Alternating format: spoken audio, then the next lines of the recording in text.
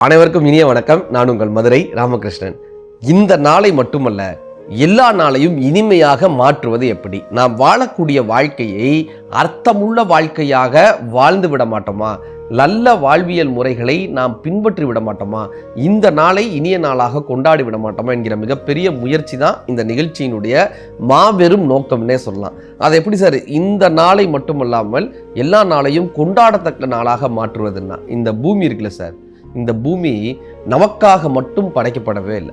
இந்த பூமி எல்லோருமாக வாழ்ந்து எல்லோருக்கும் பயனுள்ள மனிதர்களாக நாம் வாழ்ந்து இந்த பூமியை விட்டு கடக்கும் போது நம் வாழ்க்கை அர்த்தமுள்ள வாழ்க்கையாக மாறுகிறதுன்றாங்க. இன்னைக்கு ஒவ்வொரு சுற்றுலாத்தலங்களுக்கும் போங்களேன், எல்லாமே தனக்கு வேணும், எல்லாமே எனக்கு எனக்கு எனக்கு இந்த பூமியை எனக்கு தான் நினைக்கிறானே, பூமியே இல்லை எல்லாமே என்னுடைய சுயநலம்னு நினைக்கிறார்களே சார். ஒரு அருவியில் கூட நிம்மதியாக குளிக்க மாட்டான் சார். பக்கத்தில் இருக்கிறோட சண்டை போட்டு தள்ளு கியின் சண்டை போட்டு ஒரு அருவியில் நிம்மதியாக ஒருத்தருங்களால சந்தோஷமாக குளிக்கிறான்னா அங்கே ஒரு பெரிய கேள்வி வருது இல்லை. ஒரு ஃபோட்டோ எடுக்கக்கூடிய எல்லா இடத்துலையும் போய் தான் ஃபோட்டோ எடுத்து போட்டுறணும்னு நினைக்கிறாங்களே இல்லை. எல்லாமே தனக்கு தனக்கு தனக்கு என்று நினைக்கக்கூடிய நினைப்பிலிருந்து நாமே பிறருக்கு என்கிற ஒரு நினைப்புக்கு வர்றாங்கல்ல, அந்த இடத்துல தான் சார் நம்ம வாழ்க்கை அர்த்தமுள்ள வாழ்க்கையாக மாறுது சார். ஒரு பெரிய பணக்காரர், அவர் வீட்டு வாசல்ல ஒரு மரம் இருந்துச்சு. ஒரு வீட்டுக்குள்ள கூட கிடையாது, காம்பவுண்டுக்குள்ள கிடையாது, வாசல்ல ஒரு மரம் இருந்துச்சு. அந்த மரத்துடைய நிழல்ல ஒரு 4 பேர் வந்து உட்காந்தா அந்த பணக்காரர் கோவம் வந்துடும் சார். என் வீட்டு வாசல்ல வந்து ஏன் உட்கார்ற? நீ நிறைய பேர் வந்து சண்டை போடுவாங்க தெரியுமா, எங்க வீட்டு வாசல்ல வந்து உட்காராதீங்க அப்படின்னு. முன்னாடிலாம் வீட்டுக்கு திண்ணைன்னு ஒன்று கட்டினாங்க. வர்றவங்கெல்லாம் இலைப்பாரிட்டு போகணுன்றதுக்காக திண்ணைன்னு ஒன்று இருந்துச்சு. இப்போ இந்த பணக்காரர் என்ன பண்றாரு, அந்த மரத்துக்கு கீழே யாரும் உட்காரக்கூடாதுன்னு சண்டை போடுறாரு சார். அந்த நிழல்ல யாரும் உட்காரக்கூடாது, என் வீட்டு வாசலில் இருக்கிற மரத்துல யாரும் உட்காரக்கூடாதுன்னா அவர் பயங்கர சண்டை போடுறாரு. இப்போ அந்த ஊரில் இருக்கக்கூடிய ஒரு பெரிய அறிஞர் அவர் என்ன பண்ணுறாரு, யோசிச்சார், நேராக வந்து பணக்காரர்கிட்ட பேசினார். சரி, இந்த மர நிழலை நான் வாங்கிக்கிறேன் அப்படின்னாரு. மர நிழலை நான் வாங்கிக்கிறேன் அப்படின்னாரு. நிழலை வாங்கிக்கிறீங்களா? நிழலை வாங்கிக்கிறேன்ப்பா, எவ்வளோ வேணும்னு சொல்லு. 5 லட்ச ரூபா. 5 லட்ச ரூபாய் கொடுத்து நிழலை வாங்கிட்டார் சார். இனிமேல் நீங்கள் கேட்கக்கூடாது, பத்திரம் போட்டார். இந்த நிழலில் நாங்கள் எங்கே வேணாலும் வந்து உட்காருவோம், நிழல் இருந்துச்சுன்னா எங்கே வேணாலும் உட்காருவோம். இவர் பார்த்தாரு 5 லட்ச ரூபா கிடச்சிருச்சு. சும்மா வெளியே இருக்கிற மரத்துக்கு ஏதோ ஒரு மரத்துக்கு ஒரு நிழல், அதுக்கு 5 லட்ச ரூபா ஒருத்தன் கொடுத்துட்டு போகிறான். 5 லட்ச ரூபா கிடைக்கிதுன்னு வாங்கி வச்சுட்டாரு, பத்திரத்தில் கையெழுத்து போட்டார். மரத்தினுடைய நிழல்ல ஊர் மக்கள் வந்து உட்காரலாம் அப்படின்னு இவர் பத்திரத்தில் கையெழுத்து போட்டார் சார். அவ்வளோதான். அதுக்கப்புறம் அத்தனை பேர் அங்கே வர ஆரம்பிச்சிட்டாங்க. பூரா குப்பை பிறக்கிறவங்கலேருந்து சுற்றி இருக்கக்கூடிய அத்தனை பேருமே வந்து மர நிழல்ல உட்கார ஆரம்பிச்சிட்டாங்க. கேட்க ஒரு வீட்டு பக்கத்தில் பயங்கர இதாக வருது. இன்னும் சொல்ல போனோம்னா இரவு நேரத்தில் நல்ல பௌர்ணமி நிலா வருது. இப்போ மர நிழல் உள்ளே வருதா, மர நிழல் உள்ளே வந்துருச்சா, அவர் வீட்டுக்குள்ளே வருதா. இப்போ என்ன பண்ணுறாங்க, மர நிழலில் உட்கார்றதுக்கு தான் ஊர் மக்களுக்கு அனுமதி இருக்கே, சீட்டு இருக்கே, அத்தனை பேர் ஒரு வீட்டுக்குள்ளே வந்து உட்கார ஆரம்பிச்சிட்டாங்க. இப்போ இவரால் கேட்கவே முடியல. இன்னொன்று, இவர் வீட்டுக்கு புதுசாக எந்த விருந்தினரையும் அழைக்கவே முடியல. ஏன்னா அத்தனை பேர் உட்காந்து அந்த மரநிழல் தங்களுக்கு சொந்தம்னு எல்லாரும் உட்காந்துட்டு இருக்காங்க.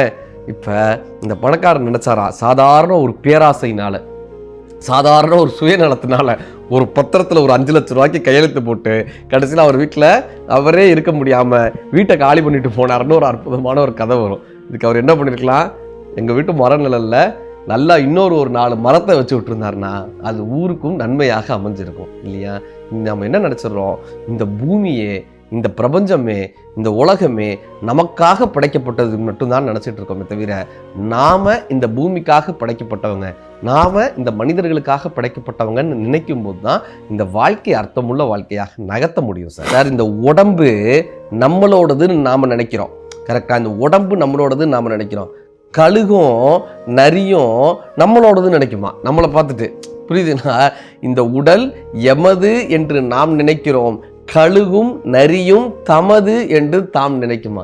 இந்த மண்பானை எப்பயுமே குளிர்ச்சியா இருக்குன்னாங்க. மண்பானை ஏன் குளிர்ச்சியா இருக்குன்னா, மண்பானை சொல்லிச்சான், நான் தொடக்கமும் மண்தான் முடிவும் மண்தான் என்பது எனக்கு நன்றாக தெரியும், அதனால் நான் குளிர்ச்சியாக இருக்கிறேன்னு மண்பானை சொல்லுதான். தொடக்கமும் மண்தான், போறதும் மண்தான். இதுதானே நம்பணும், இந்த மண்பானை தானே நம்பணும் இல்லையா. இப்போ நம்மளுடைய வாழ்க்கையை எப்படி வச்சுக்கணும்னா, இந்த பிரபஞ்சத்தில், இந்த இயற்கையில், இந்த பூமியில் நம்ம வாழக்கூடிய இந்த வாழ்க்கையில் நாம் பிறருக்கு உபயோகமாக இருந்து அவர்களுடைய தன்மையை மாற்ற முடியுமா என்று சிந்திக்கக்கூடிய மனிதர்களாக வாழணும் பான்றாங்க சார். ராமாயணத்தில் கடலில் பாலம் அமைச்சாங்களா, வானரங்கள்லாம் சேர்ந்து கடலில் பாலம் அமைச்சாங்கன்னா இந்த கடல்ன்றது புலை நாற்றம் வீசக்கூடியது. ஒரு நாற்றம் வீசக்கூடியது, மீன்கள்லாம் இருந்து மிகப்பெரிய நாற்றம் வீசக்கூடியது. ஆனால் இந்த வானரங்கள்லாம் இந்த மலைகளை பெயர்த்து அந்த கல்லை போட போட போட அந்த மலையில் மலர்கள் இருந்ததா, அந்த மலையில் மூலிகைகள் இருந்ததா, அந்த மலைகளில் செடிகள் இருந்ததா, அந்த செடிகளும் மலர்களும் மூலிகைகளும் கடலில் சேர்ந்து சேர்ந்து சேர்ந்து அந்த கடல் தண்ணீரே வாசனை திரவியமாக மாறியதா சார், வாசனை திரவியமாக. அப்படி நாம் சேர சேர சேர சேர நம்மை சுற்றி இருக்கக்கூடிய மக்களை எப்படி நாம் ஒரு நறுமணம் மிக்க ஒரு வாழ்க்கையாக, ஒரு இசைமிக்க வாழ்க்கையாக நாம் மாற்ற முடிந்தால் நம் வாழ்க்கை அர்த்தமுள்ள வாழ்க்கையாக இருக்கிறதுன்னு அர்த்தம். இப்போ எத்தனை சாதிப்பா இருக்குன்னு கேட்டுறாங்க. தமிழ் என்ன தெரியுமா வகுத்தது? 2 சாதி தான் இருக்காங்க சார். சாதிகள் சொல்கிறாங்கல்ல, இந்த சாதி அந்த சாதின்னு. தமிழ் சொல்கிறது 2 சாதி தான். என்ன தெரியுமா? இட்டார் பெரியோர், இடாதார் இலிகுலத்தோர். நாங்கள் கொடுக்குறவன் பெரியவன்ப்பா, கொடுக்காதவன் இலிகுலத்தோர்ப்பான்னா. கொடுக்காதவன் இலிகுலத்தோர். சார், கிருஷ்ணரும் அர்ஜுனரும் நடந்து வந்துட்டு இருக்காங்க. எய்த்தாப்புல ஒரு பெரியவர் வந்தார். ஐயா எனக்கு ஏதாவது கொடுங்கன்னாரு. எனக்கு ஏதாவது தானம் தர்மம் ஏதாவது கொடுங்க. உடனே என்ன பண்ணாரா கிருஷ்ணர்? ஒரு 1000 பொற்காசுகள் எடுத்து கையில் கொடுத்துருக்காரு. இதை வச்சு நல்லபடியாக இருப்பான். இப்போ அந்த அந்தனர் 1000 பொற்காசுகள் எடுத்துகிட்டு போகும்போது ஒரு திருடன் அதை திருடன் பிடிட்டு போயிட்டான். ஒரு 6 மாதம் ஆச்சு. மறுபடியும் கிருஷ்ணரும் அர்ஜுனரும் அதே இடத்துக்கு வரும்போது அதே அந்தனர் நின்றுருக்காரு. சாமி, போன தடவை நீங்கள் 1000 பொற்காசு கொடுத்தீங்க, திருடிட்டு போயிட்டாங்க, வீட்டுக்கு எடுத்துகிட்டு போகிறதுக்குள்ளே எடுத்துகிட்டு போயிட்டாங்க. அப்படியா, சரி கவலைப்படாதப்பான்னு ஒரு நவரத்ன கல் கொடுத்துருக்காரு. நவரத்ன கல். இவர் என்ன பண்ணியிருக்காரு? அதை பத்திரமா வீட்டுக்கு எடுத்துகிட்டு போய் யாருக்கும் தெரியக்கூடாது, திருட எடுத்துகிட்டு போயிடக்கூடாதுன்னு பரன் மேலே ஏறி ஒரு மண்பானையில் அந்த நவரத்ன கல்லை போட்டு வச்சார். மண்பானையில் போட்டு வச்சுட்டு இவர் மற்ற வேலைகளுக்கு போயிட்டார். இவங்க வீட்டில் மனைவி அந்த மண்பானையை எடுத்துகிட்டு போய் குளத்தில் தண்ணி பிடிக்கிறேன்னு குளத்தில் தண்ணி பிடிச்சிருக்காங்க. அந்த கல் தண்ணியோட ஆற்றோட போயிடுச்சு. அவ்வளோதான். இவர் திரும்பி பார்க்குறாரு, பானையிலெல்லாம் தண்ணி இருக்கு. இவர் கேட்குறாரு, ஐயோ இந்த பானையிலையா தண்ணி பிடிச்சேன்? ஆமாம், இதுக்குள்ள ஒரு நவரத்ன கல் இருந்துச்சு, எங்க? அந்த அம்மா அப்படியே பார்த்துட்டு, எனக்கு தெரியாது எங்கன்னு. அவ்வளோதான், அந்த கல் தண்ணியில் போயிடுச்சா.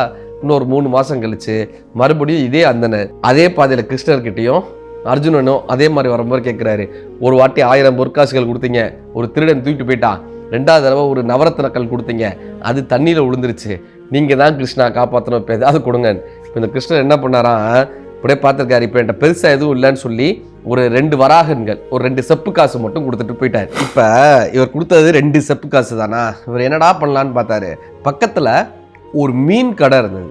இந்த மீன்லாம் வைப்பாங்களா, தொட்டி மீன் வைப்பாங்கல்ல, அந்த தொட்டி மீனுடைய கடை இருந்துச்சு. அதில் பார்த்தாரு, இந்த 2 செப்பு காசுக்கு 2 மீன் கொடுங்கன்னு வாங்கி இந்த 2 மீனையும் கொண்டு போய் கடலில் விடுவோன்னு அவருக்கு தோணியிருக்கு. அடைச்சி வச்சுருக்காங்களே, 2ஐயும் கொண்டு போய் கடலில் விடுவோம். அந்த 2 செப்பு காசு வச்சு வேறு என்ன பண்ண முடியும்? நவரத்ன கல்ல தொலைச்சிட்டாரு, 1000 பொற்காசுகளையும் தொலைச்சிட்டாரு. சரி, புண்ணியமாவது கிடைக்கட்டுமே அப்படின்னு அந்த 2 மீனை எடுத்துகிட்டு போய் அப்படியே கடலில் விடலான்னு பார்க்கும்போது ஒரு மீன் வாயிலிருந்து அந்த நவரத்ன கல் விழுகுது சார். இவர் ஒரு மீனை காப்பாற்றலான்னு நினச்சார்ல, அதை கொண்டு போய் மீண்டும் கடலில் விடலான்னு நினச்சார்ல, அந்த மீனினுடைய வாயிலிருந்து இவர் தொலைச்சார்ல நவரத்ன கல், அது அவருக்கு மீண்டும் கிடச்சிச்சு. ஆகா, கல் கிடச்சிருச்சேன்னு அவர் நிமிர்ந்து பார்க்கும்போது, அந்த மீனை விட்டுட்டு நிமிர்ந்து பார்க்கும்போது அந்த திருடன் முன்னால் நின்று கொண்டிருந்தான். 1000 பொற்காசுகளை திருடிட்டு போனாலும் அந்த திருடன், ஐயோ இவன் தான் அந்த திருடன் இவர் கத்துனார்ல. ஊர் மக்கள்லாம் சேர்ந்து அந்த திருடனை பிடிக்கிறாங்க. அந்த திருடனிடம் இருந்து இவருக்கு மீண்டும் அந்த 1000 பொற்காசுகளும் மீண்டும் கிடச்சிது. இவருக்கு கிடைக்க வேண்டிய அந்த 1000 பொற்காசுகள், அந்த நவரத்ன கல் எல்லாமே இவருக்கு மீண்டும் வந்துடுச்சு. இப்போ அர்ஜுனன் போய் கிருஷ்ணர்கிட்ட கேட்குறான், கிருஷ்ணா இது என்ன விளையாட்டு?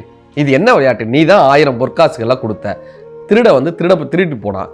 அடுத்து நீ ஒரு நவரத்ன கல்ல கொடுத்த, அதையும் அவர் தொலைச்சிட்டாரு. ஆனால் 2 செப்பு காசை கொடுத்த மீனை, இது என்ன விளையாட்டு? இது என்ன விளையாட்டு? கிருஷ்ணர் சொல்றாரு, நான் கொடுத்தது எல்லாத்தையும் அவன் தனக்குன்னு வச்சுக்கிட்டாங்க. நேராக கொண்டு போய் வீட்டில் கொடுக்கணும்னு ஆசைப்பட்டான், வீட்டில் கொண்டு போய் வைக்கணும்னு ஆசைப்பட்டான். ஆனால் கடைசியாக நான் கொடுத்தேன்ல, அதை கடலில் கொண்டு போய் கொடுக்கணும், இந்த மீனை காப்பாற்றணுன்றதுக்காக, மற்றவர்களுக்காக செய்யணும்னு நினச்சாங்கல்ல, அந்த நினைப்பு தான் அவன் இழந்த விஷயத்தை மீண்டும் அவனுக்கு பெற்றுக் கொடுத்ததுன்னு கிருஷ்ணர் சொன்னாராங்க. மற்றவர்களுக்காக நாம் இருக்க வேண்டும் என்று நினைக்கக்கூடிய அந்த நொடியிலேயே நாம் எதையெல்லாம் இழந்தோமோ அதையெல்லாம் மீண்டும் பெற்று விடுவோம்னு கிருஷ்ணர் அதை கற்றுக் கொடுத்துட்டு போனாருன்னு இந்த அற்புதமான ஒரு கதை வரும். கிருஷ்ணர் ராஜ்யத்தில் ஒரு அழகான ஒரு கதை வரும். அப்படி இந்த பூமியில் நமக்காக வாழ்வதை விட நாம் பிறருக்காக வாழும்போது தான் இந்த வாழ்க்கை இனிய வாழ்க்கையாக இருக்கும். இந்த நாளும் இனிய நாளாக இருக்கும். நன்றி.